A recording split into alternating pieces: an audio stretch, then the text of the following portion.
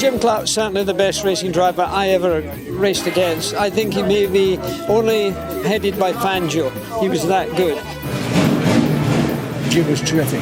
I mean, his strength also was, of course, he was as good in sports cars as Formula, which Fangio wasn't. You can have the best car and still not do the wonderful job that Jim Clark did. I mean, he won 25 Grand Prix, which is one more than Fangio.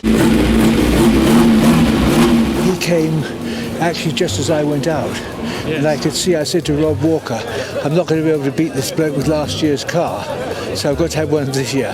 When you talk about Jim Clark, I really think one always has to talk about Colin Chapman and Jim Clark, because Jim was a really outstanding driver, but he had the benefit of the car, which was, I mean, the Lotus 25 in '62. I mean, for 3 years, it was the first monocoque car, and it really set the style for everybody else.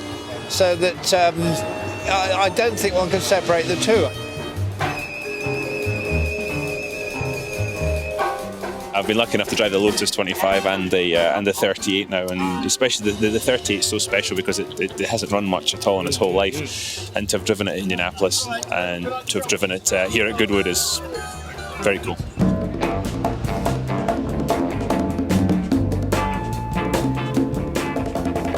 You always try and, I think, look at your heroes, whether it was Jackie or Jimmy, and I was lucky enough that Jackie taught me some stuff, some tricks back in the early days when I drove for Paul Stewart Racing, and I think Jimmy maybe taught him a couple of things. Wonderful man, calm and very shy, but a great friend. His smoothness, the ease with which he drove.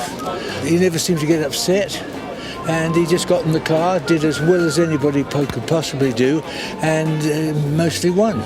He seemed able to drive anything, sports cars, Formula, whatever, and he was just extremely fast.